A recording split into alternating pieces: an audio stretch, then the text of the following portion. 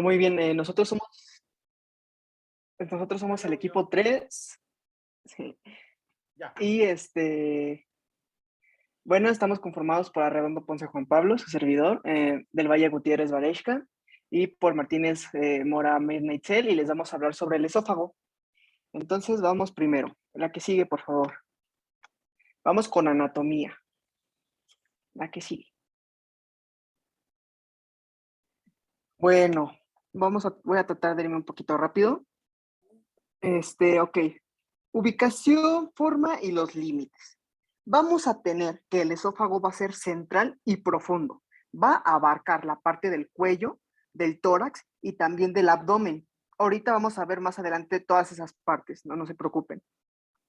El esófago va a ser un conducto cilíndrico muscular que va a estar tapizado por mucosa, que va a unir a la faringe con el estómago y se le va a poder ubicar en el borde inferior del músculo constrictor, que es inferior de la faringe, que está situado frente al borde inferior del cartílago cricoides. Esto va a estar a nivel de la sexta o séptima vértebra cervical. Este origen se va ya sea a desplazar una vértebra según su posición de la cabeza, o sea, que ya sea que esté flexionada o extendida, y también durante los movimientos de la deglución. Entonces, con esto, el esófago va a ocupar la región prevertebral en el tercio inferior del cuello, que va a penetrar enseguida en el tórax, que está situado en la región posterior del mediastino superior. Esto va a estar separándolo de la columna vertebral a partir de la cuarta o quinta vértebra torácica. A ver, Ahora, permíteme tantito, Juan. sí, sí, doctor. ¿Sí? El mediastino se divide en dos porciones, una porción superior y una porción inferior. ¿Sí? El mediastino superior no tiene subdivisiones. El que tiene subdivisiones es el mediastino inferior.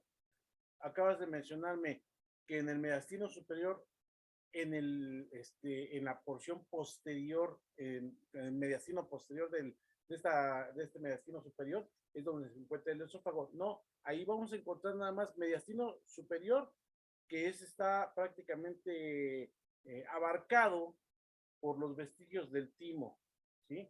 Y ya hacia el mediastino inferior, que es el que sí se subdivide en anterior, medio y posterior, ahí sí vamos a encontrarlo en el mediastino posterior al esófago. Y nada más esa pequeña aclaración. Adelante. Sí, doctor, gracias. Bueno, vamos a seguir. El esófago va a presentar también inflexiones. Esto en un sentido transversal. Entonces, ubicado en la línea mediana a nivel de la primera a la cuarta vértebra torácica, va a ocupar casi el plano medio prevertebral. Luego, este se va a ir deslizando a la derecha y así deja lugar para que pase la aorta, que alcance el lado izquierdo de la columna vertebral. Luego, de ahí el esófago se va a desviar a la izquierda a partir de la séptima vértebra torácica y va a dar dos curvas laterales, primero una curva cóncava a la derecha y después otra inferior cóncava a la izquierda antes de atravesar ya la porción muscular del diafragma. También en su trayecto abdominal se va a orientar hacia la izquierda para llegar hasta el estómago. Su terminación, aquí se va a abrir en la parte medial del tercio superior del estómago y por el orificio del cardias, ahí es donde va a pasar. Aquí se va a situar a la izquierda de la línea mediana, que es a la altura de la décima o también de la onceava vértebra torácica. En sus dimensiones, va a tener en su forma longitudinal y de diámetro, por ejemplo, en el adulto, va a medir en términos medios de 25 a 30 centímetros, 5 centímetros en la región cervical, 16 a 20 centímetros en el tórax, 1 centímetro en la travesía diafragmática, que vamos a ver más adelante de esta travesía diafragmática, y nada más 3 centímetros en la porción del abdomen. Pero aquí pasa algo interesante. que su longitud no va a ser constante. Esto va a variar ya sea con la situación del origen y de su terminación. Por ejemplo, en la flexión y en la extensión de la cabeza, el extremo superior va a variar unos 4 centímetros. Esto de acuerdo a la situación de la laringe. Y en el extremo inferior va a seguir estos movimientos del diafragma y por ello va a estar situado durante la extensión de la cabeza. No, perdón, va a estar situado más abajo, perdón, en la inspiración. Eh, el esófago va a presentar entonces una longitud máxima durante la extensión de la cabeza y también en la inspiración. Pero cuando está vacío, su cavidad inferior o la luz del esófago va a ser más estrecha y esto le va a dar una forma de hendidura transversal que va a estar, que va a tener una medida de 5 a 12 milímetros. Y además sus paredes van a poder ya aquí encontrarse, van a estar en contacto entre sí. Vamos a tener también su constitución anatómica. Esto también se verá un poquito más a fondo en histología, pero en su constitución anatómica veremos que está formado por una capa adventicia y por el músculo esofágico, por la capa submucosa y por la mucosa. Aquí la pared esofágica va a estar constituida para favorecer la progresión del bolo alimenticio hacia el esófago. Por ende, va a ser sensible a aplicaciones químicas, ¿no? Por ejemplo, cuando una persona consume ácidos. La que sigue, por favor, ¿le puedes dar un clic? Eso es lo que les comentaba de su constitución anatómica. Vemos a la muscular, a la submucosa, a la mucosa y a la adventicia. La que sigue, por favor. Vamos a tener estrechamientos y divisiones. Primero, son 3 estrechamientos los que vamos a tener. Es el cricoideo o también cricofaringio, que se encuentra a nivel de la unión de la faringe y está producido por la contracción tónica del esfínter esofágico superior, que ya ahorita les explicaré cuál es este esfínter. El segundo, que es el aórtico bronquial o broncoaórtico, que se debe precisamente a la relación con el callado de la aorta y el bronquio izquierdo. Y el tercer estrechamiento es el frénico o diafragmático, que se va a extender hasta el cardias y se va a deber al mecanismo del esfínter esofágico inferior. Además, estos 3 estrechamientos van a estar separados por zonas dilatadas. Ahora sí, la que sigue, por favor.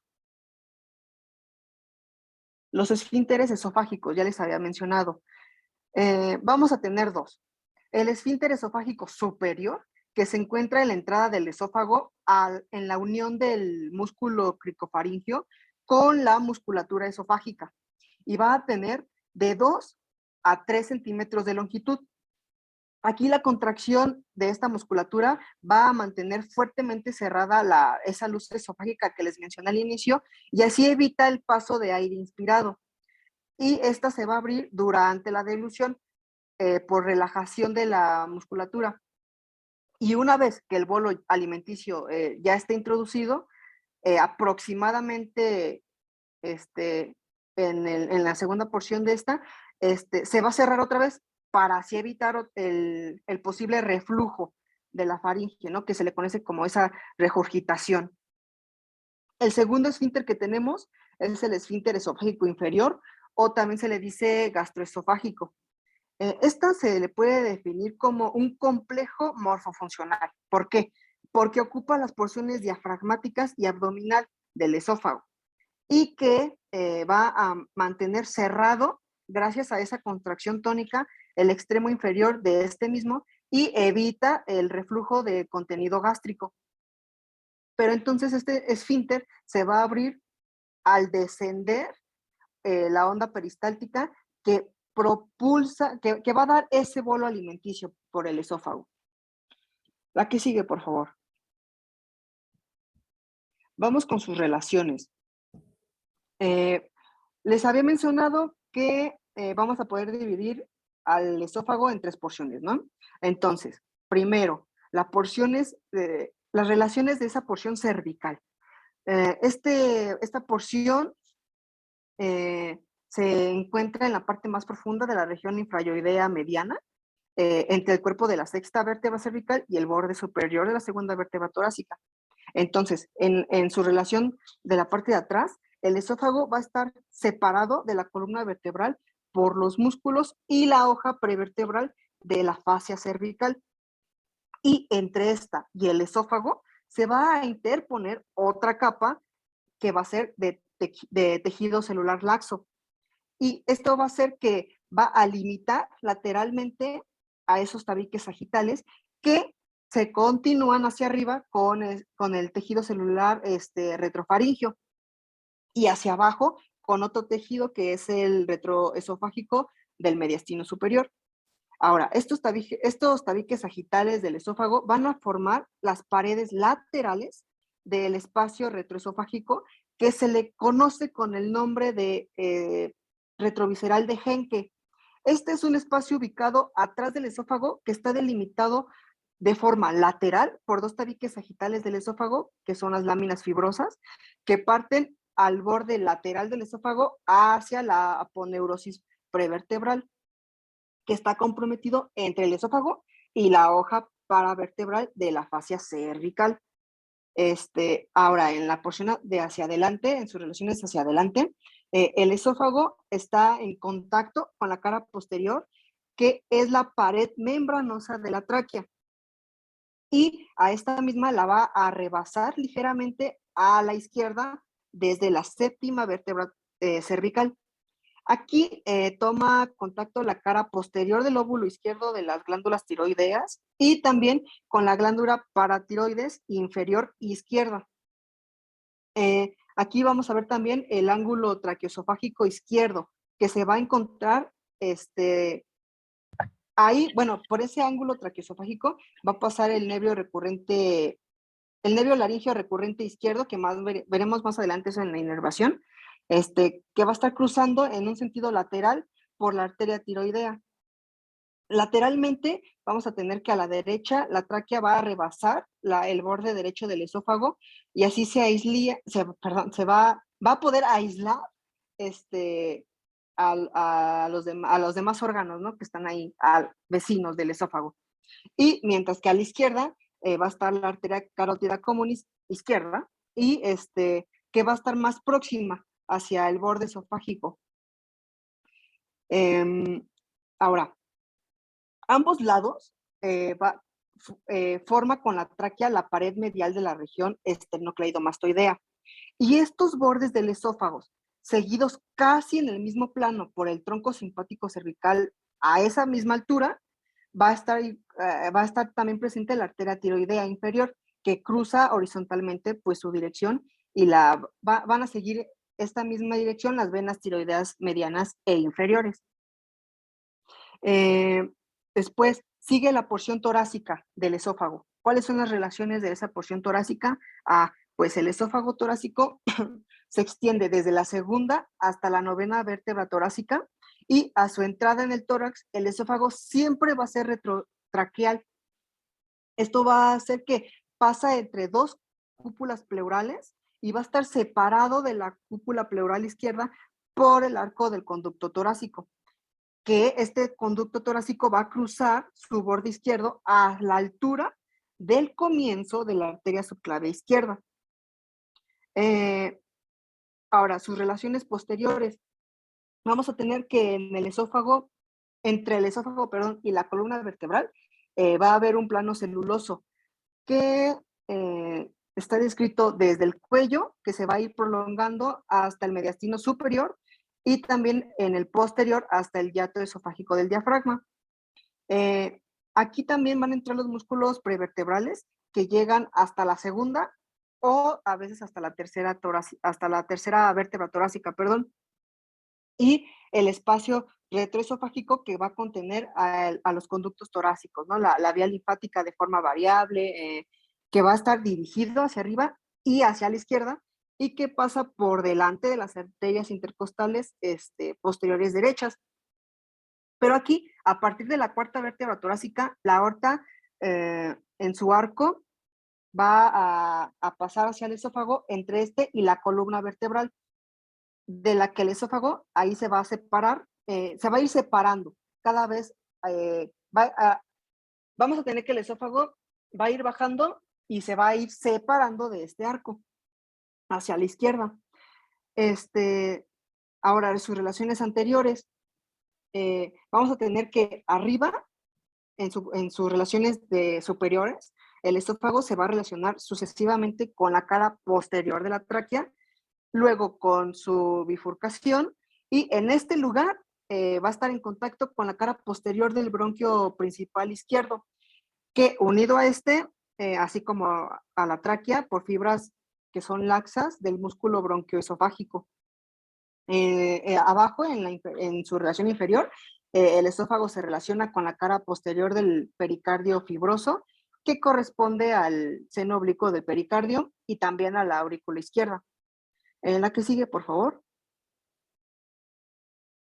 También en sus relaciones, vamos a tener relaciones izquierdas y derechas. En las relaciones derechas se van a hallar divididas en 3 segmentos, esto por el arco de la vena ácigos.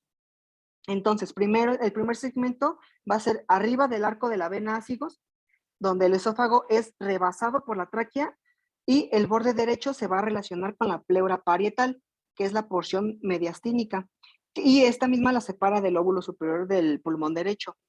La segunda división es a nivel del arco de la vena ácigos, que el esófago aquí es cruzado de atrás hacia adelante por la vena ácigos, por esta vena ácigos, y por la arteria bronquial derecha también, que va a originar la cuarta arteria intercostal aórtica derecha.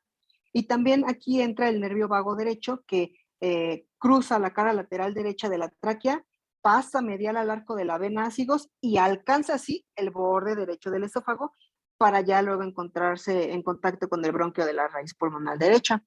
Y la tercera división va a ser debajo del arco de la vena ácigos, y aquí el nervio vago derecho se va a dirigir hacia la cara posterior del esófago, atraviesa en forma de una X alargada su borde derecho, y la vena ácigos queda por detrás y lateral. Y aquí la pleura parietal, que es se va se deprime, ¿no? Se contrae entre la vena y el esófago, y ya se forma el llamado receso vertebro-mediastínico. Estas fueron sus relaciones derechas. Sus relaciones izquierdas también van a estar divididas por 3 segmentos, pero ahora por el arco aórtico. Entonces, vamos a tener que la primera porción, que es por encima del arco aórtico, el esófago se relaciona con la arteria carótida común izquierda, que está situada por delante de él, y también entre ambas arterias descendientes del nervio vago izquierdo y hacia la cara anterior de la aorta va a tener relación. El segundo segmento es a nivel del arco aórtico. Aquí el esófago es, digamos, rechazado hacia la derecha por esta misma arteria.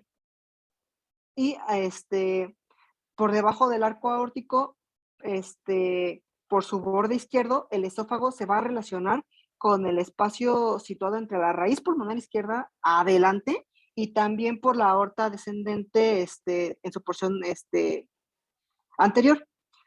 Y aquí vamos a tener que la pleura se va a, igual como lo vimos ahorita, se deprime entre estos 2 elementos y se forma otro receso vertical. Este va a ser, a diferencia del otro, poco profundo, y se le va a conocer como receso interaórtico esofágico, que va a estar unido por detrás del esófago hacia el receso vertebromediastínico derecho por un tejido conjuntivo más o menos espeso, que se le va a conocer como ligamento interpleural de Morozov. Y además ambos recesos y el ligamento que les acabo de decir van a estar muy relacionados en esta porción, y también van a ser, su presencia va a ser como que variable. Y la que sigue, por favor. les había mencionado al inicio que el esófago iba a medir 1 centímetro durante su travesía diafragmática, ¿no? Entonces les voy a mencionar qué es esta travesía diafragmática. Aquí va a entrar el llamado hiato esofágico, que es un orificio muscular del diafragma que constituye un esfínter funcional externo para el esófago. Eh,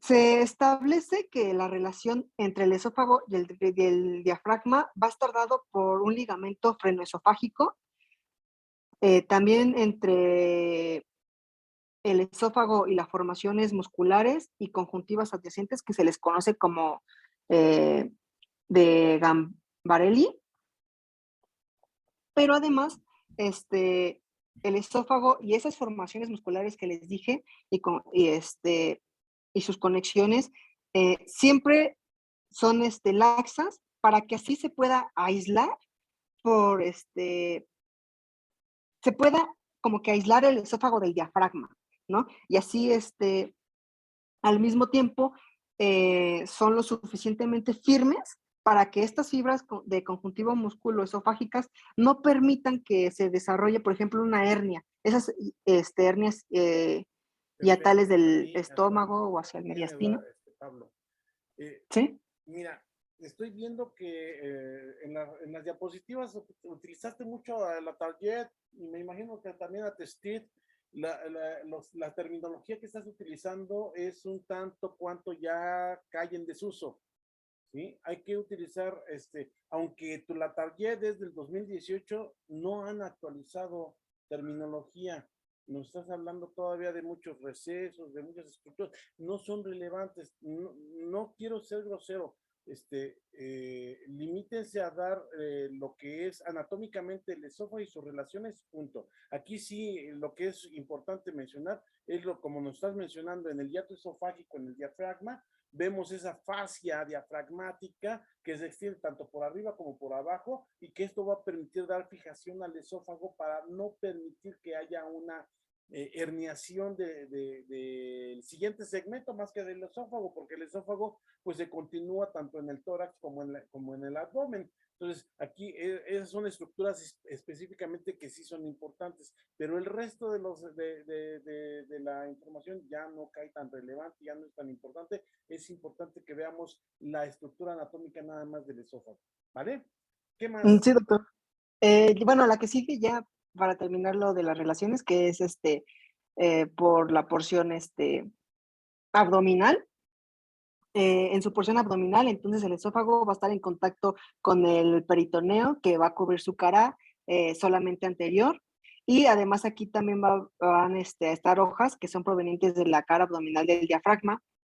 Entonces después va a descender hacia la izquierda y sobre esa cara anterior del estómago y directamente hacia abajo para así constituir la hoja anterior del epiplón menor. También el esófago en su porción abdominal se va a ubicar por detrás del peritoneo profundo, va a estar profundo, oculto por el lóbulo izquierdo del hígado. Y su borde derecho se relaciona con el vestíbulo de la transcavidad de los epiplones, que va a estar separado del lóbulo caudado del hígado por la parte más alta del vestíbulo.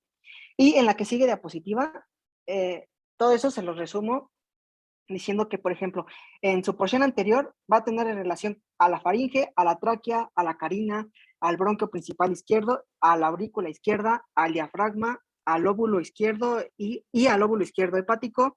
En su relación posterior va a estar la aorta torácica, el conducto torácico, el sistema ácigos y también van a estar los cuerpos vertebrales.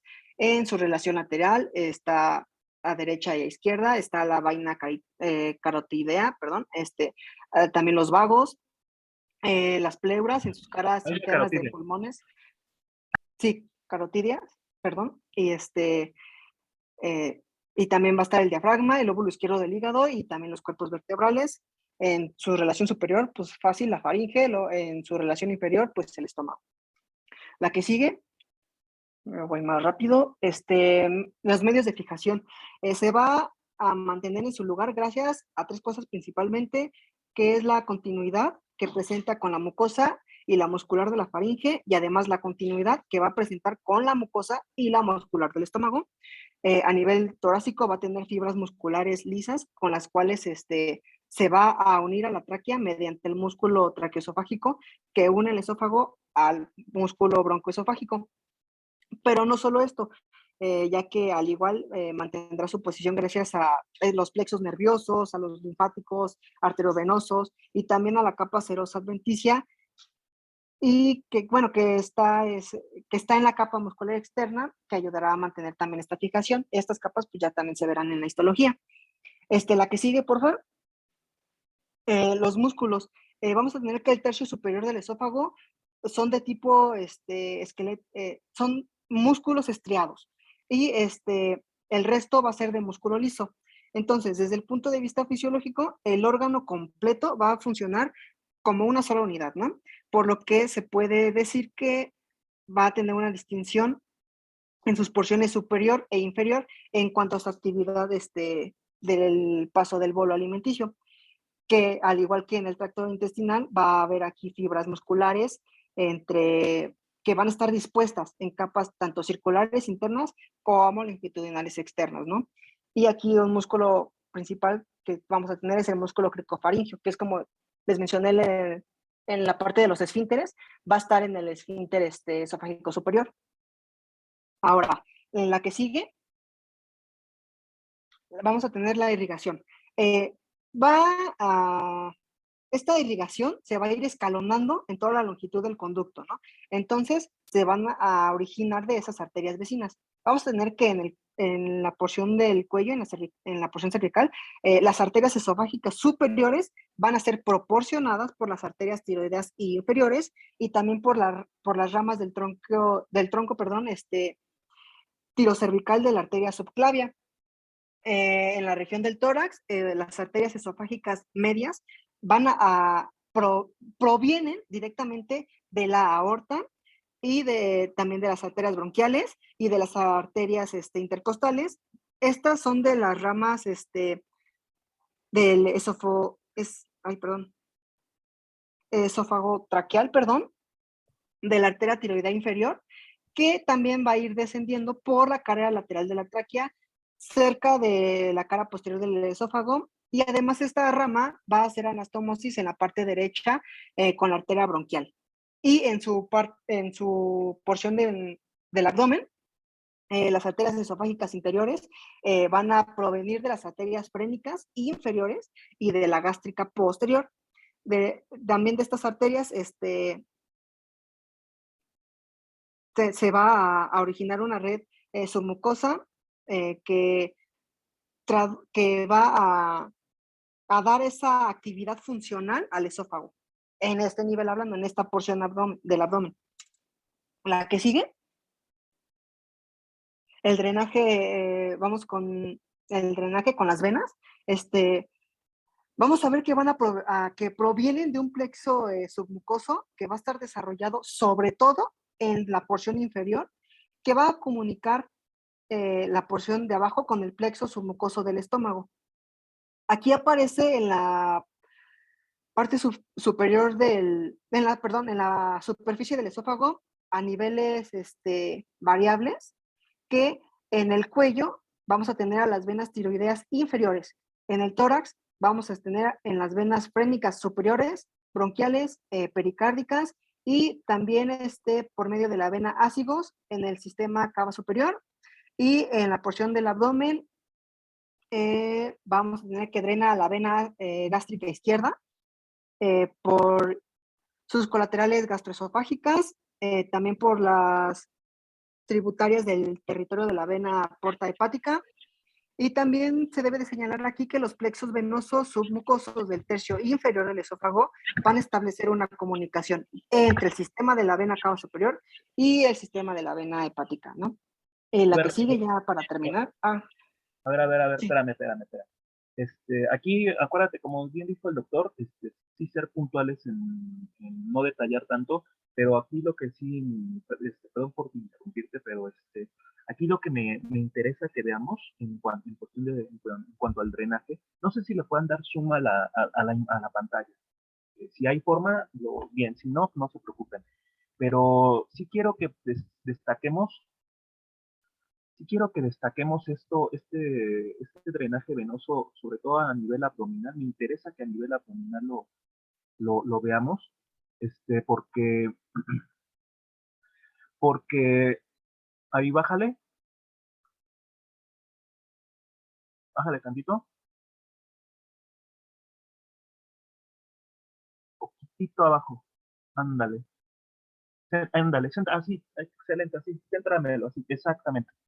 Este, Fíjense que esto es súper importante y ya lo habíamos creo que comentado con ustedes, entender cuál es el drenaje venoso, sobre todo de la porción abdominal, o sea, de la porción superior y media, pues todo ese drenaje venoso va a dirigirse hacia la vena cava superior, ¿sale? Por medio de ya decía su compañero, por medio de las venas esofágicas superiores, que drenan en la tiroidea inferior y de ahí se van directamente al tronco brachiocefálico. En el caso de la porción torácica, a través de las venas homónimas a la irrigación, que son las venas esofágicas medias, más las bronquiales, intercostales y diafragmáticas superiores, que dirigen su sangre al sistema ácido, ¿no? De la mitad derecha hacia el ácido directamente, de la mitad izquierda hacia la hemiácigos y de ahí al ácido, ¿no? Indirectamente. Pero aquí en el caso del drenaje venoso del abdomen, se dan cuenta que ya a partir del esófago abdominal ya le corresponde a la porta. Ya no es cava superior ni cava inferior, sino ya es porta, ¿no? Ahí ya el drenaje venoso desde lo que es la porción abdominal en adelante, ya vamos a hablar de porta, porta, porta, porta, ¿no? Ya a lo mejor volveremos a mencionar cava inferior, ya al final en intestino grueso. Bueno, y aquí lo relevante de todo, doctores, es que así como hay unas venas esofágicas superiores y medias, hay unas venas esofágicas inferiores. Esas esofágicas inferiores que las podemos ver ahí en la pantalla, o algunas, si se dan cuenta ahí en la imagen que pone sus compañeros del Netter, ramas esofágicas de la vena gástrica izquierda, esas son las ramas esofágicas inferiores, así para traducirlo de alguna manera. Pues vean, esas ramas esofágicas de la vena gástrica izquierda o venas esofágicas inferiores drenan en la gástrica izquierda. Y vean que de la gástrica izquierda es una afluente de la porta. Pues ahí vemos a la gástrica izquierda, vemos a la gástrica derecha. Ojo, esto ya corresponde a irrigación también en parte del estómago, para que lo vayamos también tomando en cuenta. Por ahí participan también las venas frénicas inferiores, ¿sale? Izquierda, derecha. Las frénicas inferiores también son ramas accesorias para el drenaje venoso de lo que es el esófago abdominal, pero aquí digamos el principal es a través de la esofágicas inferiores que drenan en la gástrica izquierda. Acuérdense que también esta se le llama coronaria estomática. Las frénicas, bueno, vean que sobre todo estas ramas, las frénicas inferiores también en cierta manera pueden llegar a drenar en la porta, pero sobre todo me interesa, doctores, que vean la dirección del flujo de la sangre. Si se dan cuenta, se va a ir al hígado. ¿Qué decíamos en la unidad número 1? Si yo tengo un hígado enfermo, me refiero a un hígado con cirrosis, con fibrosis hepática. Ese hígado va a tener, al estar precisamente con ese estado de fibrosis, va a generar un problema de resistencia vascular de este flujo sanguíneo. Hagan de cuenta que es como si hubiera un plantón en el periférico, ¿no? Si hay un plantón en el periférico, se va a congestionar y esto va a generar ingurgitación venosa. Entonces, de entrada, el hígado al estar fibroso, al tener cirrosis, el flujo de la sangre va a entorpecerse y esto va a incrementar la presión de la vena porta. La vena porta, véanla ahí, es una vena de un calibre bastante relevante. Entonces, la vena porta tiene una presión fisiológica. Cuando aumenta esta presión por este problema que hay de hepático, va a originarse hipertensión portal. ¿Y aquí cuál va a ser el grave problema? Pues que toda la presión incrementada de la vena porta va a provocar ingurgitación venosa de los vasos que estén drenando en esa zona. Uno de los vasos que están que se pueden ver afectados, o mejor dicho, se ven afectados, pues precisamente esa vena gástrica izquierda o coronaria estomática, y también e indirectamente las venas esofágicas inferiores o ramas esofágicas de la vena gástrica izquierda también van a verse afectados. ¿Qué les van a pasar? Pues se van a dilatar las venas. ¿Y esto cómo le llamamos? ¿Cómo decíamos que les llamamos?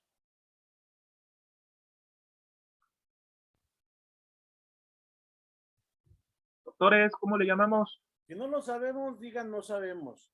Pero se los acaba de mencionar el doctor. Les dijo varices esofágicas. Sí, pues no se me queden callados, por favor, hijos. Sí, varices esofágicas, doctores. Fíjense, se dan cuenta que la anatomía no la debemos de ver estéril, o sea, no tiene ningún chiste, ningún sentido estar viendo la anatomía y ver datos y relaciones anatómicas si no le encontramos un sentido aplicado, ¿sale? El aprendizaje, muchachos, debe tener un significado, por eso se llama aprendizaje significativo, ¿vale? O sea, tenemos que encontrarle un chiste clínico, porque ustedes van a ser médicos, ustedes van a atender pacientes con varices esofágicas. Ese es el detalle, ¿vale? Cuando estén como internos, como residentes, como médicos ya de base, como quieran, van a atender pacientes con varices esofágicas. Entonces, ¿qué es lo relevante aquí del asunto?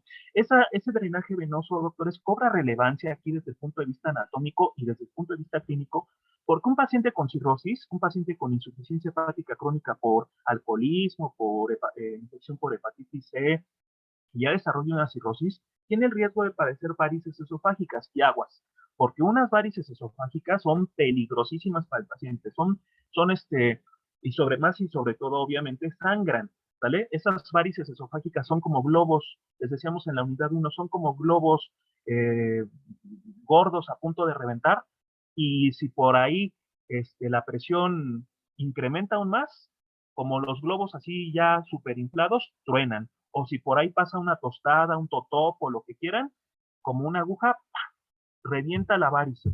Y esto genera hemorragia de tubo digestivo alto muy severa, que compromete la vida del paciente y que hay que actuar rápido, ¿vale? Hay que actuar rápido porque si no, el paciente se nos va de las manos, ¿vale? Ya no voy a hablar más allá de qué debemos hacer, tratamiento, bueno, ABC de la reanimación, más medidas, por ahí podrán ustedes ver que se puede aplicar lo que llamaban antes, ¿no? Sonda de balones, y bueno, el tratamiento endoscópico. Pero vean entonces el sentido que cobra saber esto, la anatomía. No es nada más venir a exponer no, señores, cobra relevancia. Siempre encuentren un sentido a las cosas, ¿vale? Y si ustedes, de alguna manera, como no han estado en clínica, en la práctica clínica, no han todavía visto pacientes, no se preocupen, para eso estamos nosotros, ¿vale? Adelante. Sí, doctor, gracias. Ya la que sigue, ya para terminar ahora sí, ya la inervación por último, vamos a tener primero los linfáticos. Vamos a tener que estos se van a originar de dos plexos, primero uno submucoso y otro intramuscular. Desde aquí se van a ir ordenando en conductos que van a ir atravesando los bordes del esófago y se van a ir dirigiendo a los ganglios linfáticos más próximos. Como vimos anteriormente, estos también van a ir van a ir escalonando en toda la extensión del esófago. Entonces vamos a tener a los ganglios linfáticos cervicales, que aquí entran los yugulares superficiales y paratraqueales, a los ganglios linfáticos mediastínicos, aquí están los yuxtaesofágicos, los traqueobronquiales y los paratraqueales, y los ganglios linfáticos abdominales, que aquí están los gástricos izquierdos y celíacos. Y rápidamente la nerviosa vamos a tener que es simpática y parasimpática. La inervación parasimpática va a ser dada por el par craneal número 10, el vago, y el simpático va a ser dada por los nervios vasculares y llega hasta el esófago con las arterias. Estas son va a ir de T1 a T5. Y ya. A ver, Juan Pablo, te apoyo. Sí. Acuérdate que nosotros estamos para eso, para apoyarles. Bueno, la inervación simpática, para concretar o para apoyar a Juan Pablo con esto, recuerden muy bien, recuerden que aquí a partir de este momento ya hablamos simpático y parasimpático. Igual lo mismo hacemos en faringe, ¿no? Bueno, en faringe hablamos de sensitivo, motor simpático y parasimpático, pero ya a partir de este momento es simpático y parasimpático, no hay más. Simpático, como es una porción larga, cubre 3 segmentos del cuerpo, cervical, torácico, abdominal, fácil. Porción, inervación simpática. De la porción cervical, pues si estamos en cuello, pues van a participar el ganglio y el plexo cervical superior. Fácil y sencillo. Porción torácica. Acuérdense que el esófago en su porción torácica se localiza en el mediastino. Por lo tanto, ¿qué plexo, qué ganglio y plexo participan en su inervación? Plexo mediastínico, se los mencionó Juan Pablo. ¿Sale? Fácil y sencillo. Sí, que tienen por ahí algunas derivaciones, sí, pero con que se acuerden, ganglio y plexo mediastínico, perfecto. Porción abdominal, fácil y sencillo.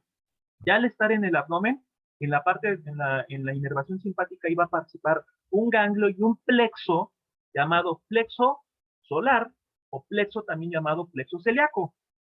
¿Sale? ¿Por qué celíaco? Acuérdense que está ahí cerca el tronco celíaco. A partir de este momento vamos a ir relacionándolo con la irrigación. Entonces, hay un plexo solar o celíaco, hay un plexo mesentérico superior e inferior, hay un plexo mesentérico superior y un mesentérico inferior, ¿sale? Que inervan los mismos territorios que la arteria. Entonces, plexo solar, ¿sale?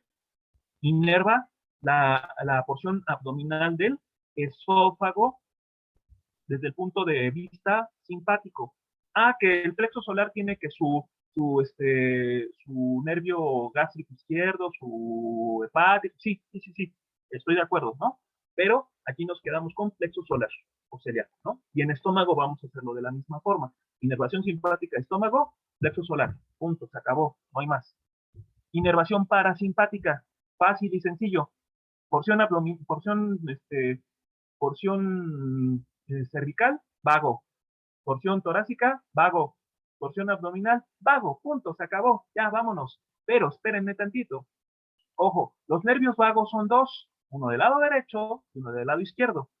En la porción cervical participa nervio vago, derecho-izquierdo. Por su relación, acuérdense, ahí se ve la imagen perfectamente. ¿Sale? La del néter. Rama derecha, rama izquierda del nervio vago. Porción torácica, nervio vago, rama derecha, rama izquierda. Porción abdominal, nervio vago. ¿Qué pasa con el nervio vago aquí y ya en la porción abdominal? Y esto tiene que ver con embriología. Como hay giros, como hay una serie de giros y de rotaciones por esos movimientos morfogenéticos que hablábamos en embriología, el estómago cuando se desarrolla en el periodo embrionario, da un giro de 90 grados y se inclina ligeramente. ¿Esto qué hace? Que los nervios vagos compartan la pantalla, por favor, se los lleve, los gire, y entonces el nervio vago izquierdo hacia donde se ubica, y el vago derecho hacia donde se ubica. Fíjense, sigan el camino del nervio vago izquierdo. ¿Qué le pasa al nervio vago izquierdo por ese giro que hay del abdomen? Por ese giro del estómago, perdón. ¿Qué le pasa ¿Se al vuelve nervio vago anterior? izquierdo? Exactamente, se hace anterior. Se dan cuenta que ese nervio vago izquierdo va acompañando al esófago del lado izquierdo, y con el giro que ocurre en el periodo embrionario, con el estómago, ese nervio vago izquierdo se localiza hacia adelante. De hecho, es una relación anatómica del esófago, ¿no? Nos decían, relación anatómica del esófago abdominal anterior, nervio vago, ¿no? Inmediata. ¿Y qué le pasa al nervio vago derecho? Va hacia posterior. Exactamente, se va hacia atrás. Exactamente, se va hacia atrás. Entonces, porción cervical, nervio vago derecho-izquierdo. Porción torácica, nervio vago derecho-izquierdo. Porción abdominal, nervio vago, el izquierdo, que entre paréntesis ahora va a ser anterior, y el derecho, que ahora entre paréntesis va a ser posterior. ¿Sí queda claro? Fácil, sencillo. Sí, Así es la anatomía, fácil, sencilla. Acuérdense, como decía un profesor que me dio clases allá en la clínica 194 del IMSS, me decía, es un anestesiólogo que me decía, la anestesia como la medicina debe ser concisa, precisa y maciza, y no profusa, confusa y difusa. Así debe de ser. ¿Sale? Vale. Sí, doctor, gracias. Ya la que sigue, ya iniciaríamos con histología. Permítanme tantito, que creo que a nuestra compañera se le fue el internet y está compartiendo con sus datos, entonces creo que está un poco trabadito. No importa, puedes continuar aquí ya tú. ¿Qué nos faltaría mencionar? No, ya terminé, ya sigue histología. Sí, Ok, dudas, chicos, preguntas, aclaraciones.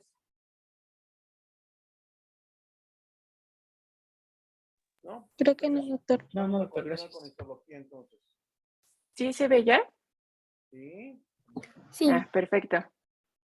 Bueno, vamos a continuar con histología y primero vamos a ver lo que es la mucosa. Bueno, primero tenemos que la mucosa va a tapizar a todo el estómago, a todo el esófago, perdón, en toda su longitud. Esta va a poseer un epitelio plano estratificado, no va a tener estratocornio y no va a ser queratinizado. Luego vamos a tener a la capa más profunda, la muscular de la mucosa. Esta se va a componer por músculo liso, que va a estar organizado de una forma longitudinal. Y este músculo liso va a comenzar aproximadamente a la altura de lo que es el cartílago cricoides. Y luego tenemos a lo que es la lámina propia. Y aquí vamos a, bueno, esta va a poseer un tejido conjuntivo laxo. Y aquí vamos a localizar lo que es la glándula esofágica cardial. Bueno, esta glándula va a estar presente en lo que es la parte terminal del esófago y esta se va a encargar de producir un moco neutro que va a ser utilizado para la protección del esófago con el paso del bolo alimenticio. Luego seguimos con la submucosa, que bueno, la submucosa va a consistir en un tejido conjuntivo denso y regular, va a contener vasos sanguíneos y nódulos linfáticos de gran calibre. Y bueno, aquí podemos encontrar a lo que es a la glándula esofágica. Y bueno, esta va a estar dispersa por lo que es toda la longitud del esófago. Pero también se puede encontrar en lo que es la mitad superior. Y bueno, esta va a ser unas pequeñas glándulas tubuloacinosas. Y también vamos a encontrar su conducto excretor, que va a estar compuesto por lo que es epitelio estratificado plano. Y bueno, la glándula esofágica va a producir un moco ácido que va a servir como lubricante de lo que es la pared luminal. Y bueno, después en la submucosa también vamos a encontrar a lo que es el plexo de Meissner, o lo que también se llama como plexo submucoso. Este plexo va a estar formado por fibras nerviosas y por células ganglionares. Y bueno, este plexo lo que va a hacer es que va a controlar lo que es la motilidad de la mucosa y también va a controlar la actividad de las glándulas secretoras. Y bueno, siguiente vamos a continuar con lo que es la capa muscular externa, que esta capa se va a dividir en dos estratos musculares. El primero va a ser en una capa circular interna y en una capa longitudinal externa. Esta capa muscular va a ser diferente a la del resto del todo el tubo digestivo porque en su tercera parte superior va a componerse de lo que es músculo estriado e involuntario. En su parte media se va a mezclar y se van a entretejer lo que son los fascículos del músculo estriado y del músculo liso. Y finalmente en su tercera parte distal se va a componer solamente de músculo liso. Y bueno, aquí vamos a encontrar lo que es el plexo de Auerbach o también lo que se conoce como el plexo mientérico. Y bueno, este se va a encontrar en lo que son las capas musculares interna y externa. Y lo que va a hacer este plexo es que va a regular lo que es la actividad de la capa muscular externa y también va a estimular lo que es la actividad peristáltica. Y finalmente seguimos con lo que es la adventicia. Y bueno, en esta parte va a poseer lo que es tejido conectivo laxo y una vez que se introduce a lo que es la cavidad abdominal, ya se le va a nombrar como serosa. Esta va a estar compuesta por mesotelio y tejido conectivo laxo. Y bueno, como una pequeña nota, vamos a tener que las neuronas motoras somáticas de lo que es el par craneal número 10 o el nervio vago van a inervar, perdón, a toda la musculatura estriada de lo que es la parte superior del esófago, y las neuronas motoras viscerales del nervio vago van a inervar a lo que es el músculo liso de la parte inferior del esófago.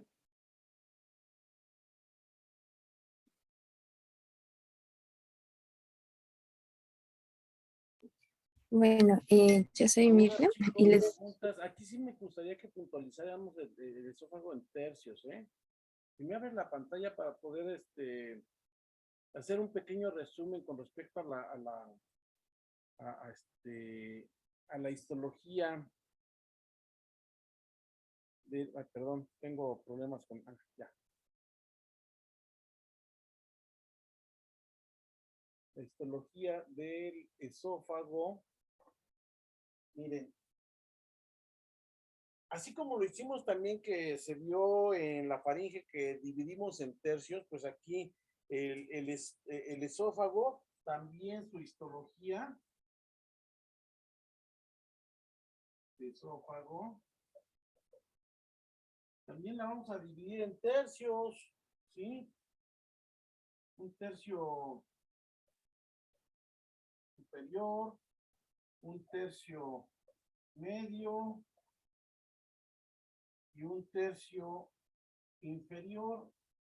Ojo, no me vayan a hacer lo que me hicieron los del otro grupo que dijeron, es que el esófago cervical es el tercio superior. No, no, no, no, no.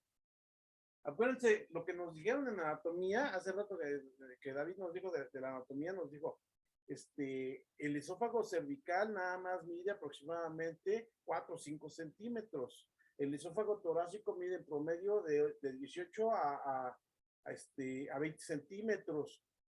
Y el esófago abdominal, pues mide 2, 3 centímetros de longitud. A veces incluyen la parte intradiafragmática y dicen que mide 4 centímetros. Bueno, son porciones muy pequeñas los dos extremos con relación a la porción media que mide hasta 20 centímetros en algunas ocasiones.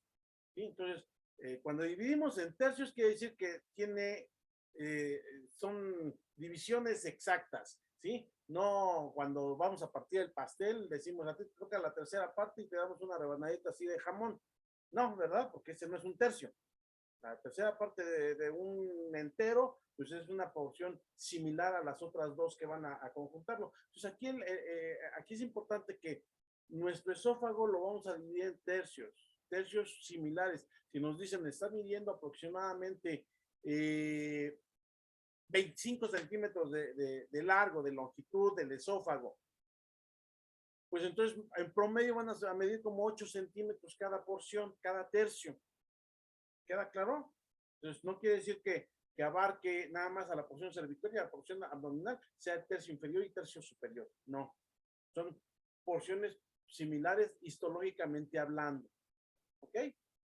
¿Qué le vamos a estudiar a cada uno de los tercios? A cada uno de estos tercios, pues le vamos a estudiar 4.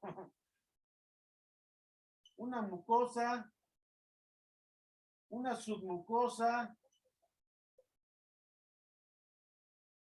una muscular y una serosa o adventicia. ¿Vale? El tercio superior en primer lugar. ¿Cómo va a estar ese tercio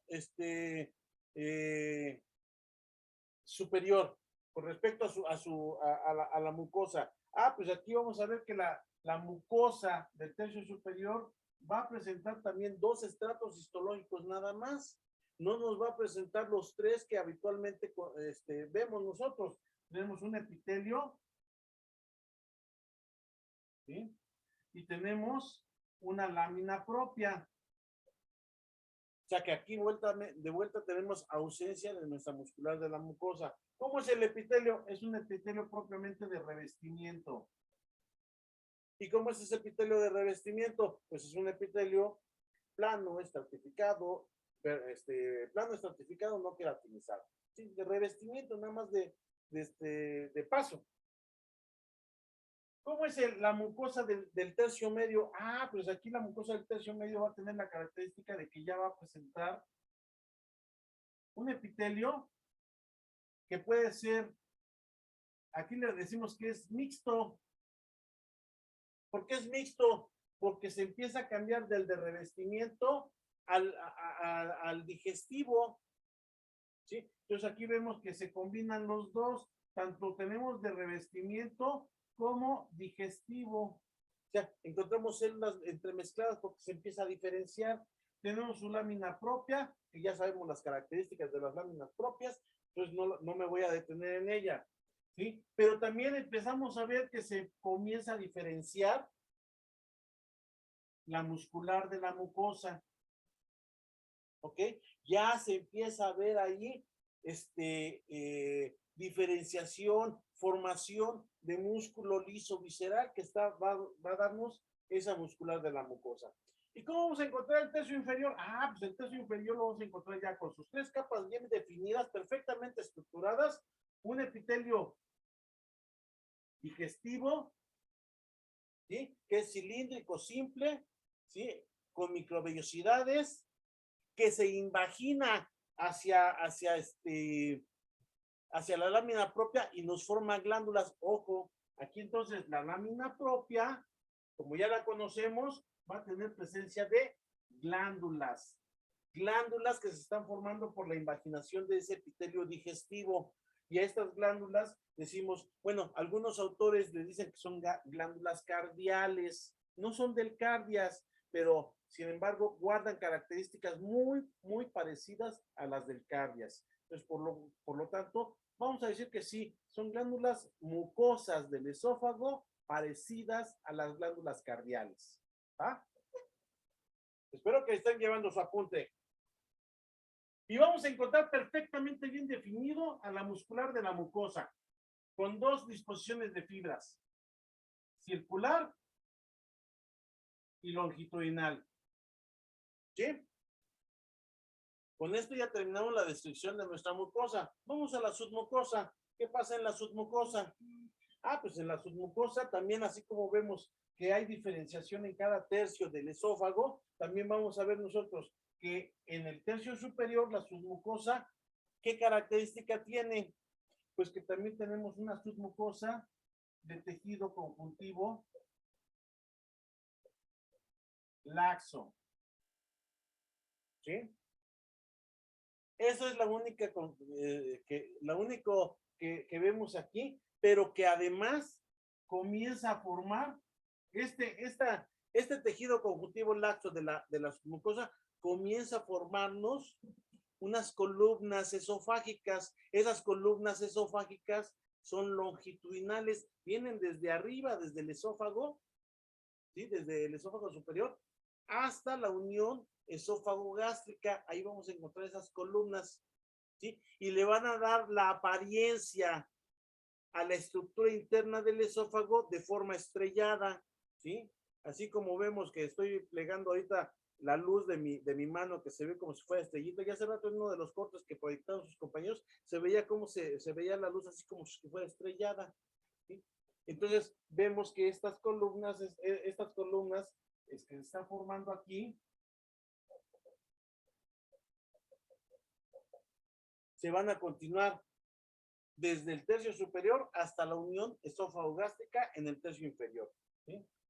¿Qué otra característica vamos a encontrar nosotros? Ah, pues que acá en el tercio medio, el tejido conjuntivo laxo va a empezar a ver la diferenciación de un plexo nervioso.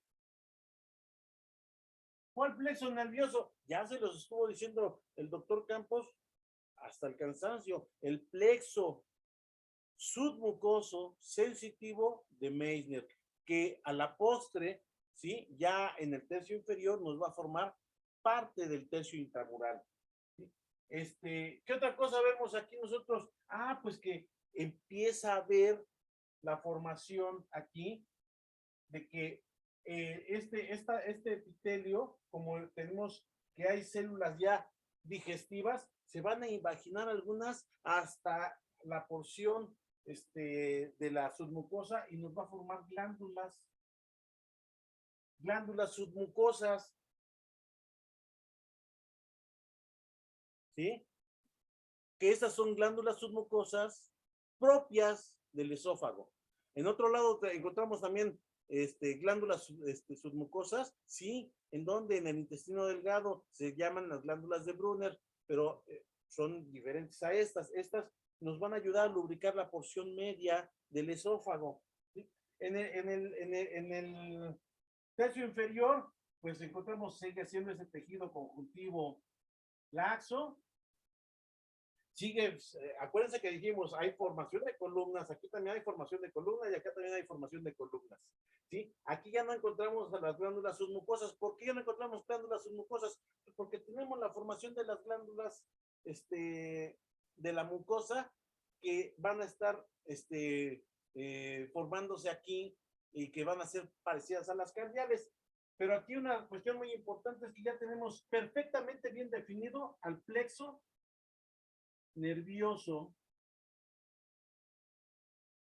submucoso sensitivo de Meissner, ya para no poner todo lo demás. ¿De acuerdo? Pues son características que están presentándose en cada uno de los tercios. Músculo. ¿Qué vamos a encontrar aquí del músculo? En la capa muscular. En la capa muscular, en el tercio superior, encontramos músculo estriado involuntario, ¿sí? Que va a estar dispuesto en forma circular. Algo importante es que este músculo estriado involuntario tiene una característica muy particular. Acuérdense que se va a iniciar con el esfínter esofágico superior, que parte de las fibras inferiores de ese músculo cricoideo, de esa fascia muscular cricoidea que nos está formando, se está formando de las fibras musculares inferiores del constrictor inferior de la faringe. Y algo importante aquí, ahí vamos a encontrar un pequeño marcapasos, un marcapasos esofágico, ¿sí? Aquí vamos a encontrar un marcapasos, vamos a poner así como con un asterisco que nos va a decir que hay un marcapasos. ¿Por qué hablamos acerca de ese marcapasos? Hay autores, ahorita que van a ver, que vean, ya no me va a dar tiempo de seguir yo aquí dándoles, apoyándoles aquí en el monitor, pero los voy siguiendo en el teléfono, acuérdense. Ahorita que vean fisiología, van a hablar acerca de los movimientos peristálticos del esófago.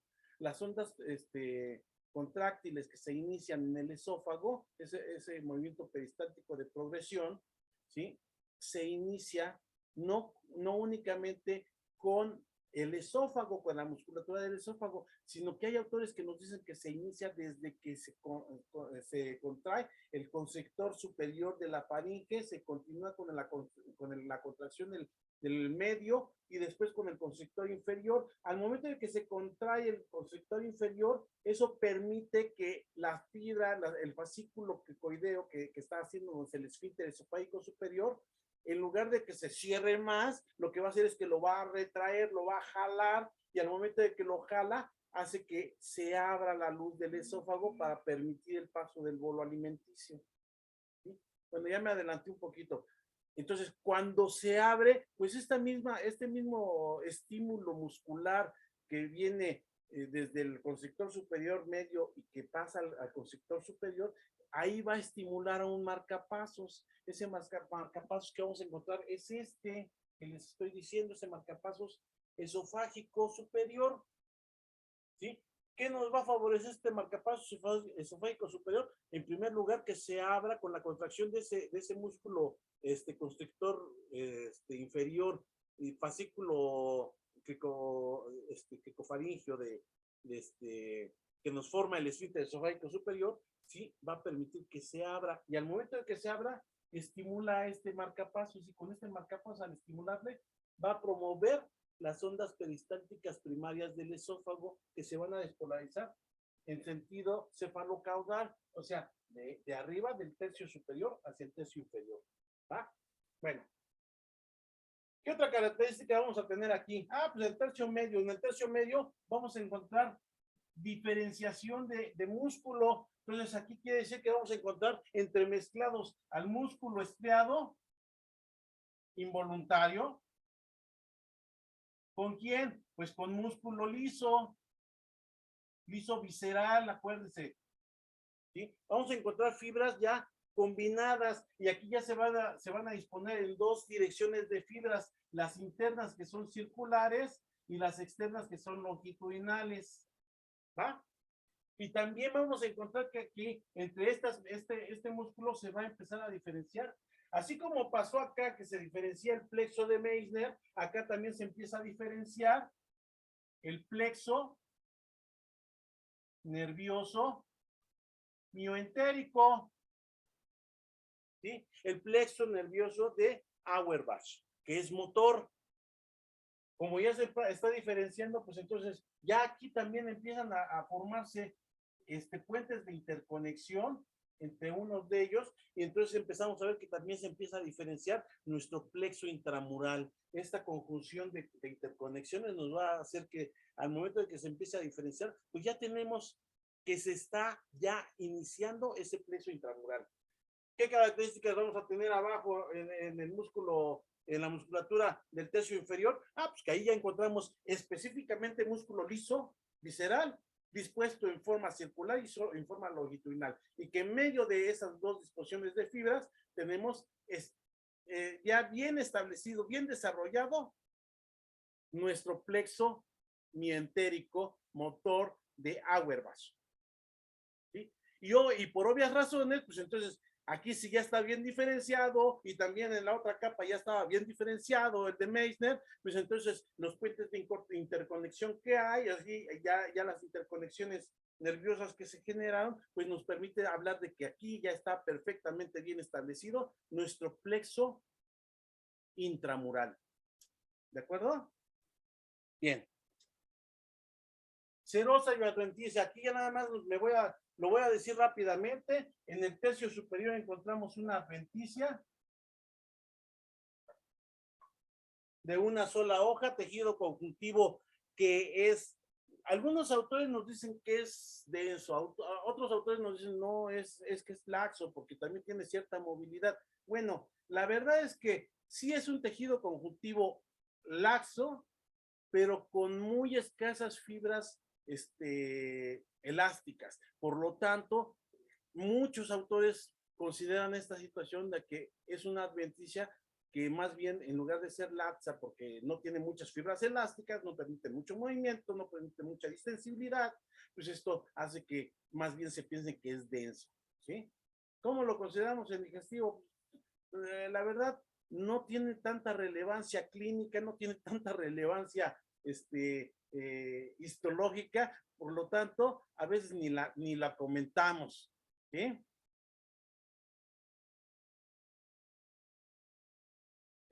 Sí, gracias, Eduardo. Vemos nosotros en el tercio medio, ¿qué pasa en el tercio medio? En ese tercio medio vemos también, así como estaba pasando con las otras capas histológicas que empezaba a haber diferenciación de sus tejidos, aquí también hay diferenciación de tejido. Entonces estamos viendo que aquí se empieza a diferenciar de una adventicia, de una hoja de adventicia, se empieza a diferenciar de adventicia a una serosa, ¿sí? Muy paulatinamente, porque realmente ¿dónde vamos a encontrar esa capa ya serosa como tal, bien definida? Pues en el tercio inferior. En el tercio inferior encontramos una serosa que tiene dos hojas de tejido conjuntivo laxo, con abundantes fibras elásticas. ¿Por qué? Pues porque, como se les dijeron en anatomía, como se los mencionaron también en parte de histología, el esófago abdominal, por los movimientos que tiene el estómago en su situación fisiológica de movimiento constante y además de ascenso y descenso por su situación de estar vacío o estar lleno de alimento, esto hace que el esófago abdominal esté en constante movimiento, ¿sí? Entonces tiene que estar recubierto por una serosa que tiene células mesoteliales productoras de líquido peritoneal, que ese líquido peritoneal obviamente lo que va a hacer es que nos dé lubricación de esa porción abdominal que nos va a permitir que no haya fricción y que no haya lesión de tejidos. ¿Vale? ¿Estamos de acuerdo? ¿Hay alguna duda, alguna pregunta, alguna aclaración? ¿No? No, doctor. Doctor, gracias. ¿Sí? Ok, bien. Bueno, pues vamos a pasar entonces a fisiología. ¿Quién comparte? Como les decía en el chat, este cuadrito, hay datos muy precisos que les está dando el doctor. Espero que en sus apuntes los tengan en cuenta, que muchos de esos datos que les dio el doctor muchas veces son preguntados, ¿eh? Ese cuadro, como les puse en el chat, es oro molido, ¿eh? En serio, está padrísimo ese cuadro, ¿eh? Padrísimo. Entonces, por favor, chicos, tómenlo en cuenta. Adelante. Bueno, yo soy Mirna y voy a dar lo que es la fisiología del esófago. Siguiente, por favor. Bueno, aquí sabemos que el esófago va a participar en lo que es la deglución. Esto sucede, pues, bueno, en los libros que leí, por más de 22 músculos desde la boca, faringe y esófago, coordinados por el centro de deglución que se van, bueno, sus núcleos se van a encontrar en lo que es el bulbo raquídeo. Y pues en esta comunicación van a participar varios pares craneales, como va a ser el trigémino, el facial, el glosofaringeo, hipogloso. Pero también sabemos que pues el vago también tiene mucha participación en esta comunicación. Ahora, pues me voy a ir un poquito rápido. Ya vimos la fase ahora que dieron nuestras compañeras en la primera exposición. La segunda fase fue la faringia. Pues ahora voy a explicar la tercera fase, que va a ser la fase esofágica, las cuales aquí pues va a ser involuntaria mediante las contracciones que llamamos peristalsis. Como ya había mencionado, controlada por el centro de deglución en el tronco encefálico y el plexo nervioso mientérico de la pared esofágica. Aquí el bolo va a estimular receptores de estiramiento de este plexo nervioso y por lo tanto va a transmitir señales a la musculatura externa por encima del bolo. Para explicárselos un poquito mejor, como nos dijo el doctor, la capa muscular, o bueno, de músculo, la capa muscular circular, perdón, sobre el bolo se va a contraer empujando así el bolo hacia abajo y por debajo del bolo este músculo circular se va a relajar mientras que el longitudinal se va a contraer para que así pueda seguir avanzando este bolo. Esta última acción lo que va a ocasionar, y también ya lo había mencionado el doctor, va a tirar la pared del esófago hacia arriba, lo que va a cortar el esófago y lo va a dilatar un poco más para que así pueda descender de mejor manera lo que es el bolo alimenticio. La comida y el líquido pues van a descender también gracias, aparte de la peristalsis, por la gravedad. Eh, y bueno, esto va a ser importante ya que la peristalsis, en el caso de que estuviéramos de cabeza, pues va a ayudar a que aún así siga avanzando hacia el estómago. Encontré que pues el líquido va a alcanzar el estómago en un lapso de 1 a 2 segundos, mientras que el bolo alimenticio o alimentos un poquito más sólidos van a alcanzar lo que es el estómago de 4 a 8 segundos. Bueno, el bolo al alcanzar el extremo inferior del esófago, lo que va a hacer es que va a relajar el esfínter esofágico inferior para que sí dé paso al estómago. Resumiendo un poco también esto, la constricción, o bueno, los segmentos proximales van a contraerse y los distales van a relajarse para que así pueda suceder la peristalsis. Y bueno, la onda va a recorrer el esófago alrededor de 10 segundos.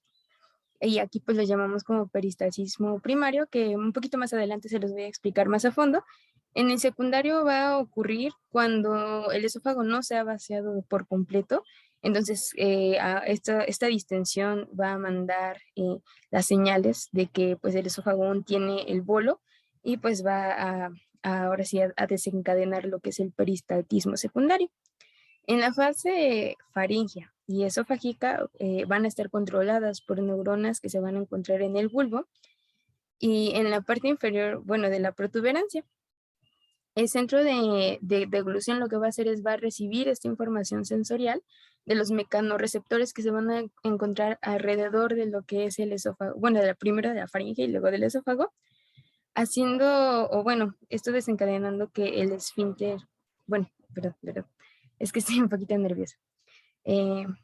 Bueno, pasando con los esfínteres, van a actuar como una válvula, permitiendo que se mantenga cerrado y así que no haya una regurgitación de contenido gástrico, por ejemplo, el jugo gástrico. Sin embargo, pues esto es importante ya que, por ejemplo, en las comidas ricas de proteínas, gastrina, bueno, la gastrina o en el caso de la estimulación vagal, lo que va a hacer es que va a aumentar esta presión de este esfínter. Sin embargo, por ejemplo, con alimentos como, o bueno, sustancias como chocolate, alcohol, nicotina, la colecistocinina que habíamos visto antes, o la secretina y el glucagón, van a hacer que disminuya esta contracción y como, pues como repercusión a esto va a favorecer el reflujo gastroesofágico y pues esto va a hacer que contenido vaya, o bueno, contenido gástrico vaya hacia el esófago. Siguiente, por favor. Ahora sí, hablemos del peristaltismo primario, que va a ser desencadenado por la deglución en el esófago. Podemos ver en estos esquemas, en este caso que es el lado izquierdo, la imagen del lado izquierdo, las ondas van a ser coordinadas y esto quiere decir cómo se va abriendo el esófago hasta llegar al esfínter esofágico inferior. Esto sucede a través de mecanorreceptores en las fibras aferentes sensoriales que van a transmitir los impulsos o esta información hacia el complejo vagal dorsal y de ahí se van a activar ahora las fibras eferentes somáticas y vagales que van a terminar de forma directa en el músculo estriado en el tercio superior del esófago. Y aquí, también puede repercutir o bueno, actuar sobre los nervios del sistema nervioso entérico, que igual un poquito más adelante se los voy a hablar a más a detalle. Estos nervios entéricos tienen la capacidad de liberar lo que es acetilcolina, lo que va a inducir una contracción o va a favorecer la contracción por arriba del sitio de la distensión donde está el bolo. Y el óxido nítrico también va a ser liberado, pero este va a inducir una relajación por debajo del bolo. Entonces, este efecto pues esto como efecto va a hacer mover el bolo en dirección laboral. Entonces, aquí van a entrar la onda del peristaltismo primario, que a lo largo va a recorrer todo el esófago, como lo había mencionado anteriormente, pero también puede ir seguida de una onda secundaria que va a estar restringida nada más en la porción del músculo liso. Ahora sí, entrando un poco más en el peristaltismo secundario, pues aquí, como se los había mencionado, esto sucede cuando los mecanorreceptores perciben que no se ha eliminado por completo o no ha bajado por completo ese bolo, o en esa onda primaria que pasó antes. Y, o también puede suceder este peristaltismo secundario cuando refluye en la parte inferior del esófago el contenido gástrico. Como había mencionado antes, pues desencadenada por la distensión y pues va a estimular reflejos locales del sistema nervioso entérico y también reflejos de vagales. Y en presencia del ácido, fuera de que exista esta distensión por el bolo, también puede generar esta respuesta peristáltica secundaria. En el caso de peristaltismo secundario, pues es desencadenado por ambas, tanto distensión, pero también es muy importante que sepamos que esta distensión se va a percibir en el músculo liso del esófago. Ahora sí, siguiente, por favor. Voy a hablarles un poco más del peristaltismo. Ay, perdón. Aguántame tantito, pásame la anterior, porque ahí hay algunas cuestiones muy interesantes de las cuales hay que puntualizar. Por supuesto que tú ya prácticamente nos has comentado todo. Pero nada más para reforzar la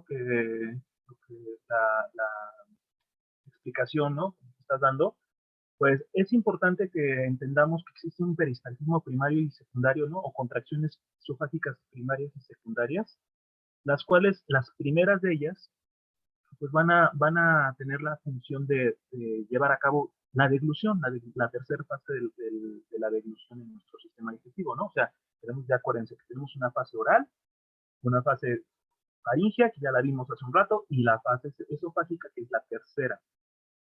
Esas contracciones primarias, doctores, esas contracciones primarias son derivadas de o siguen, vaya, son contracciones que provienen de las mismas contracciones faríngeas en la segunda fase de la deglución. O sea, la, la, la contracción de los músculos constrictores al momento que provocan el descenso del bolo, esas mismas contracciones se van a prolongar, van a ser prolongaciones de las contracciones faríngeas, y lo que van a hacer es estimular al esófago para que también igualmente se contraiga y descienda el bolo, ¿vale? Entonces, las contracciones primarias, como dice su compañera, son prolongación de las contracciones faríngeas, ¿no?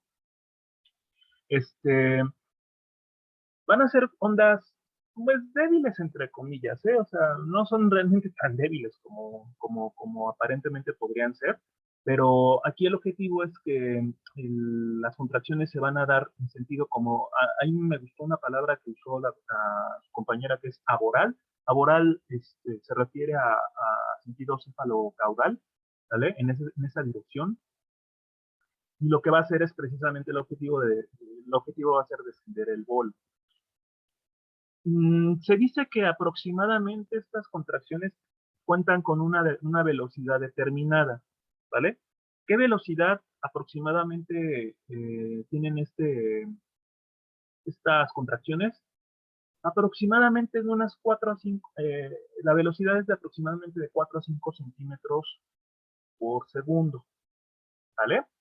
Entonces, tomando en cuenta un pedazo de bolo alimentario que se deglute, si tomáramos como cifra 5 centímetros por segundo y nuestro esófago mide 25 centímetros promedio, ¿cuánto tardaría en descender el bolo al estómago?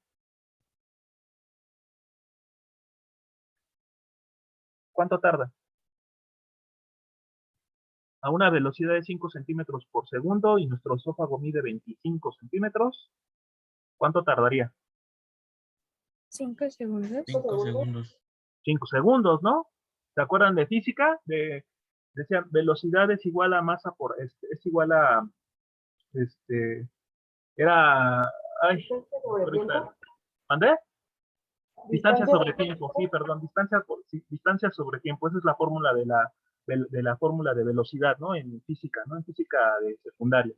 Bueno, pues aquí lo único que tenemos que hacer es un despeje, ¿no? Hay que despejar la fórmula, y entonces para determinar cuánto tiempo me lleva para poder descender ese bolo, pues ahora lo que hago es dividir distancia sobre velocidad, ¿no? Entonces, la distancia son 25 centímetros, lo que mide mi esófago, la velocidad son 5 centímetros por segundo, entonces 25 entre 5, 5 segundos, ¿no? En 5 segundos mi bolo alimentario tarda en descender desde el orificio esofágico superior hacia el orificio esofágico inferior. 5 segundos, más los 2 segundos que tenemos de faringe y otros 2 segundos de boca, alrededor de unos 8, 9, 10 segundos en promedio, ¿no? Pues por eso decía su compañera, el tiempo que tarda en descender el bolo desde que lo degluto en boca hasta que llega al estómago es de unos 8 segundos en promedio. ¿De qué depende? Pues depende de lo que esté yo deglutiendo. Porque no es lo mismo que esté tomando agua simple, un café, un vaso con leche, una malteada, o que esté comiendo un sándwich, una torta, un kilo de carnitas. Entre más líquido sea entre más líquido sea la consistencia de lo que estoy deglutiendo, más rápido. A lo mejor no tarda esos 8, a lo mejor tarda menos, tarda unos 6, 5, 6 segundos. ¿Por qué? Porque el agua fluye, ¿no? Con facilidad. En cambio, un bolo alimentario compuesto por sólido, están comiendo una torta, por ejemplo, tarda un poco más, ¿no? A lo mejor no tarda 8, tarda a lo mejor 10, 12 segundos, ¿no? Entonces, entre más líquido, más rápido, entre más sólido, más lento. Ahora, independientemente de lo que ustedes estén deglutiendo, cuando ustedes cuando ustedes degluten sobre todo sólidos, parte de esos sólidos que descienden, que forman parte del bolo alimentario, pero que van descendiendo, conforme van avanzando, van dejando algunos residuos, ¿vale? Algún residuo ahí aislado. Entonces, para evitar de que el estófago tenga esos residuos y que esos residuos puedan fermentarse, puedan generar crecimiento bacteriano, puedan generar lesión epitelial, pues tenemos otro tipo de contracciones, las que vemos ahora a la derecha, llamadas contracciones secundarias, que su compañera nos decía. ¿Cuál es la función, doctora? Es determinar este vaciado del esófago, ya que no, bueno, que no sucedió en el peristaltismo primario. Son contracciones, en pocas palabras, son contracciones de limpieza, son contracciones de barrido, ¿vale? Como dice su compañera, si quedó por ahí algún residuo, algún pedacito de bolo alimentario que se haya quedado en esos 25 centímetros, pues estas contracciones secundarias lo que hacen es barrer, van a limpiar esa mucosa esofágica. Se dice que estas contracciones esofágicas secundarias siempre se dan por encima del residuo del bolo alimentario. Entonces, vean, en la imagen aquí está perfectamente bien explicada. Vean vean que el anillo de contracción que se forma es por encima de ese círculo que está ahí, ¿no? De ese balón que está ahí representado. Pues imagínense que ese es el residuo de bolo que se quedó ahí pegado. Entonces, va a estar por encima de ese residuo para que el objetivo sea barrerlo, ¿no? Limpiarlo y descenderlo, ¿vale? Son contracciones relativamente más potentes que las contracciones primarias, sí. Y algo también muy importante, estas contracciones secundarias van a presentarse, doctores, o van a estar controladas por el plexo intramural de manera principal, ¿vale? ¿Se van a presentar en todo lo largo del esófago? Sí, pero donde van a tener una mayor influencia, donde van a tener una mayor presencia, va a ser en sitios donde haya plexo intramural, dijo el doctor Lalo Ramírez, donde empieza a diferenciarse el plexo intramural es en la porción torácica. Entonces, en la porción torácica y abdominal es donde mayor presencia van a tener estas contracciones secundarias. No significa que en la porción primaria, que en la porción cervical no se presenten. Sí se presentan, ¿sale? Pero su mayor fuerza de contracción va a ser en la porción torácica y en la porción abdominal. Entonces, las contracciones primarias, su función es llevar a cabo la deglución, ¿no? El descenso del bolo. Son prolongaciones de las contracciones primarias y las secundarias, su función va a ser barrido y van a estar controladas primordialmente por el plexo intramural, es decir, por Meissner-Awerbuch, ¿vale? Contracciones un poco más potentes que las primarias, pero bueno, se pueden presentar, ¿no? ¿Vas a hablar de las contracciones terciarias? Bueno, no tan en detalle, pero bueno, leí que eran como patológicas, Sí. pero bueno, sí, ¿me podría apoyar, por favor, doctora? Bueno, pero pues, mi pregunta es, ¿vas a hablar más adelante sobre esto? No, ya no, me voy a ir Ok, bueno. directo con el sistema nervioso entérico. Ok, bueno, ok, vale. Para que continúes y no se quede esta laguna, rápidamente las contracciones terciarias, en forma general, van a ser contracciones espásticas, es decir, más potentes en cierta manera, pero eh, estas contracciones terciarias se van a presentar fisiológicamente solo en los dos extremos de la vida. Es decir, en los niños o en los lactantes, ¿vale? Niños lactantes, a lo mejor todavía podrían hacerse presentes en los preescolares y en los adultos senectos. ¿Por qué se presentan en los dos extremos de la vida? Muy fácil. En el primer caso, por inmadurez del plexo intramural, y en el segundo caso por ya una cuestión degenerativa, que es natural, que es el proceso natural del envejecimiento corporal. Entonces, estas contracciones espásticas o contracciones espásticas pueden llegar a percibirse y pueden llegar a incluso a ser hasta dolorosas en algunos casos, y se presentan fisiológicamente en los dos extremos de la vida, por inmadurez o por degeneración de las estructuras que conforman el plexo intramural. En los adultos jóvenes, en los adultos maduros, ¿no? En los adolescentes, no son tan frecuentes. De hecho, si se llegan a presentar, pueden llegar a considerarse hasta en cierta manera patológicas, ¿sale? Realmente no hay más que comentar, simplemente son contracciones espásticas que pueden presentarse en los extremos de la vida y que si se presentan en edades jóvenes como ustedes, ¿no? En personas un poco ya más mayores como un servidor, a lo mejor ya no serían contracciones del todo fisiológicas, ya podrían considerarse contracciones patológicas. Habría que investigar por qué razón se presentan estas contracciones, ¿no? Por supuesto hay que ahí hacer un estudio completo, ¿no? Hay que ver al paciente y todo, pues para ver qué está pasando, ¿no? No es frecuente. Muy bien. Adelante, doctora. Ahora sí. Gracias, doctor. Siguiente, por favor. Bueno, ahora sí les voy a hablar sobre el control, bueno, cómo el sistema nervioso entérico que había mencionado anteriormente va a tener un control en el peristaltismo. Aquí, pues, el peristaltismo se puede desencadenar cuando un nervio sensorial va a detectar distensión o acidez en la luz del esófago. Va a transmitir señales hacia los nervios excitatorios e inhibitorios por arriba del sitio de la estimulación, o bueno, donde se va a encontrar el bolo distendiendo, y por debajo del mismo. Y aquí va a participar lo que es la acetilcolina, el ácido, bueno, digo el óxido nítrico, perdón, que ya había mencionado anteriormente, pero también aquí va a participar otro, que es el polipéptido intestinal vasoactivo, que se los voy a explicar un poquito más a detalle para qué va a servir en el caso de la relajación del esfínter esofágico inferior. Bueno, el esófago va a transmitir información acerca de su contenido, y más si este regresa en los segmentos, o bueno, ingresan o ahí se encuentra en segmentos más proximales. Esto explica que, por ejemplo, en presencia de agua o en ácido, incrementa la presión en el esfínter esofágico superior. Y bueno, esta respuesta va a depender de las emisiones vagales.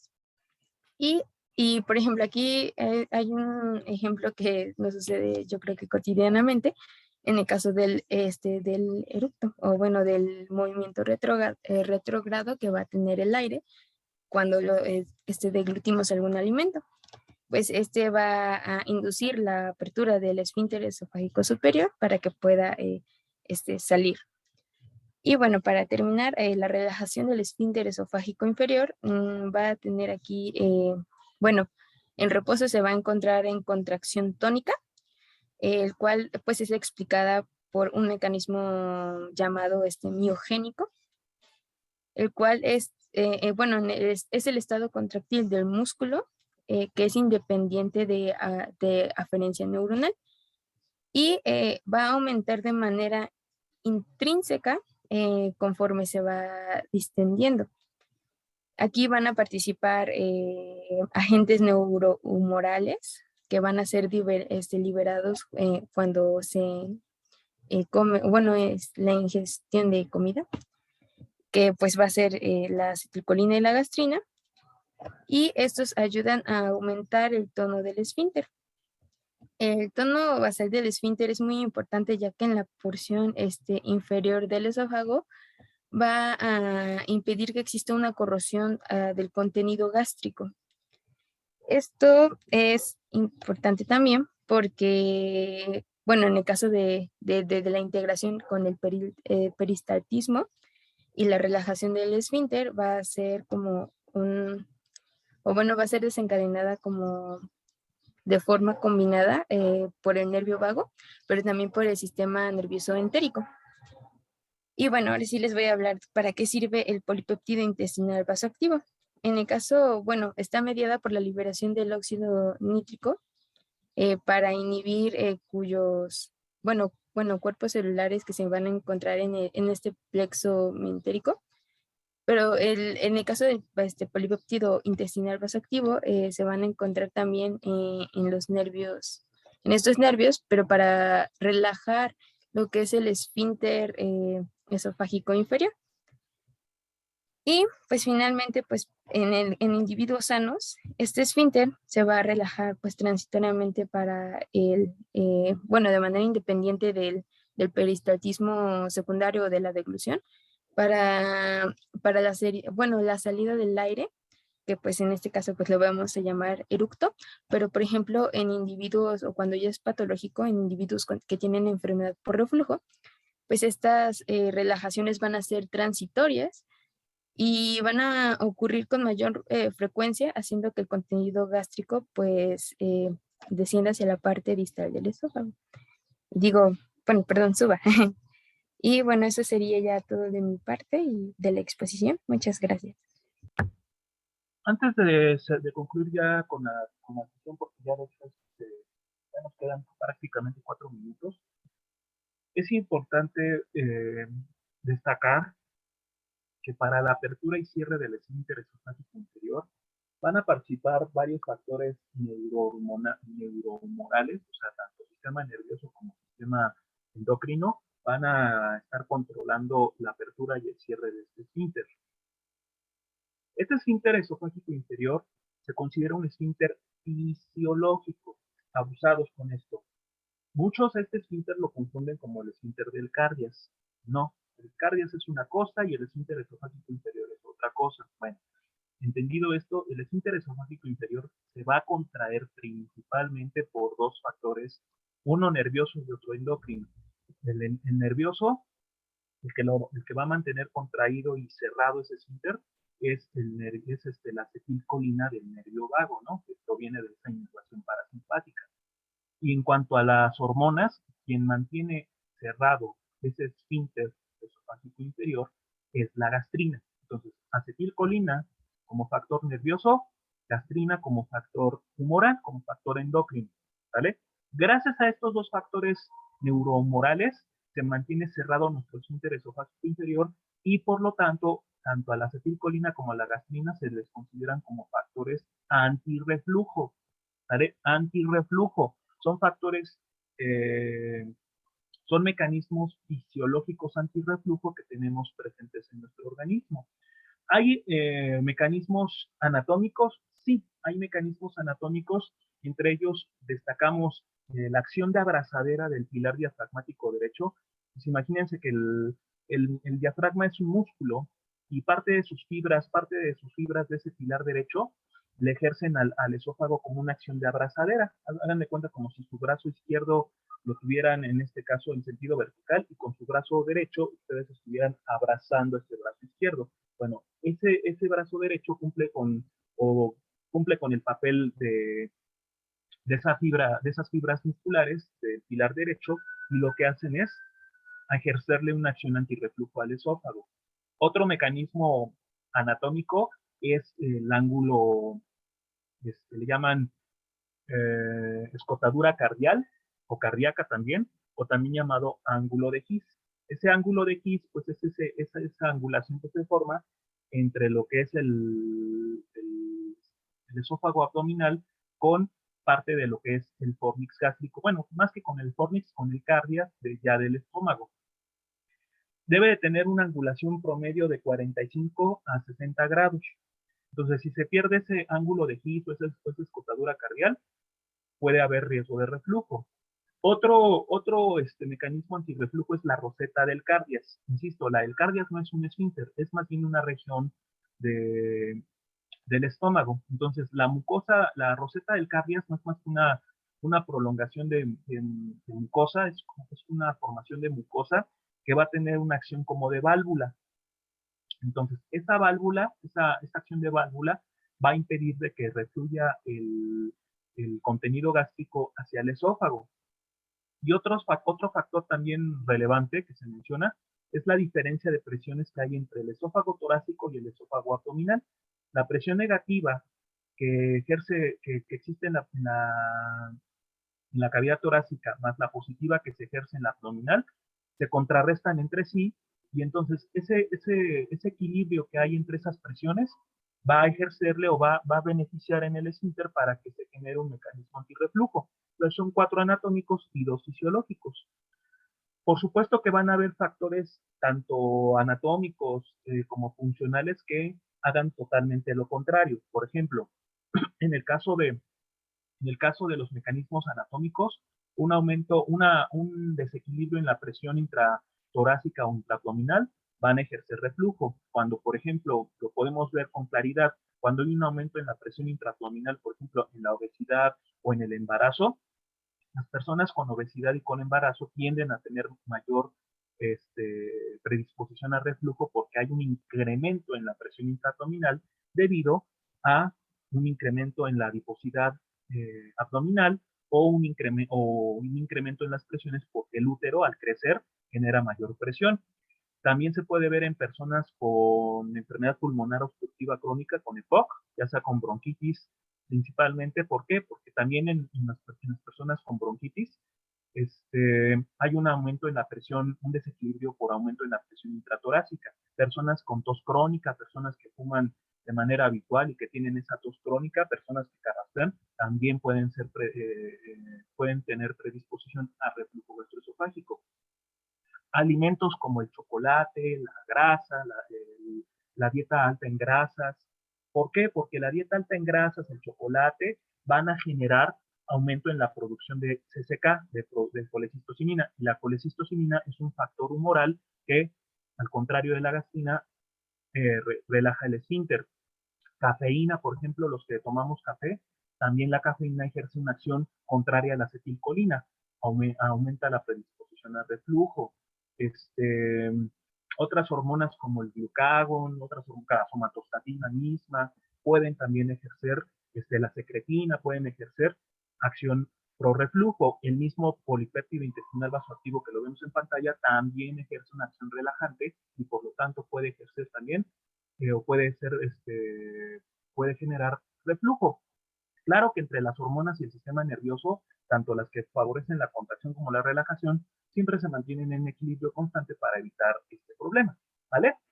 Entonces, parte de la fisiopatología de la enfermedad por reflujo que van a hacer ustedes en su infografía, cuestionario, con lo que vayan a hacer, pues debemos entender esto, ¿no? Para entender el reflujo gastroesofágico, primero debemos entender cuáles son los mecanismos antirreflujo para que con ello yo me pueda apoyar en entender por qué razón puede haber reflujo gastroesofágico.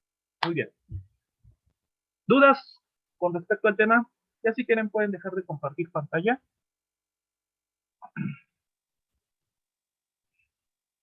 Bueno, ¿hay alguna duda, algo que comentar? Creo que no. Bueno, nada más para, digo, esto es parte de lo que estoy hablando sobre reflujo. Yo sé que no es el tema, pero complementando un poquito lo que estamos comentando, los fármacos que van a utilizarse para la enfermedad por reflujo y que ustedes los van a investigar, principalmente son fármacos que promueven la acción del plexo intramural, ¿vale? Que promueven la acción colinérgica del plexo intramural para que estimule esa acción antirreflujo. ¿Qué fármacos son los que hacen esta función? Pues principalmente algunos procinéticos como la cimetidina o como la cimitaprida, ¿sale? Son muy usados en enfermedad por reflujo gastroesofágico, más en niños que en adultos. Entonces, estos fármacos van a ser de mucha utilidad